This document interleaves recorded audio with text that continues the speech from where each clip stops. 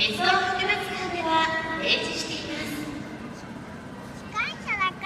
1993年に開業いたしました信越本線横川軽井沢間には碓氷峠を越える急勾配と多数のトンネルが存在していました。そのため開業直後から乗務員の乗客も蒸気機関車が吐き出す煙に悩まされていました。そこで1912年に国鉄初のレール工事が完成し、ドイツから輸入した12両の平均機関車が走り始め、スピードにより所要時間が短縮され、煙源も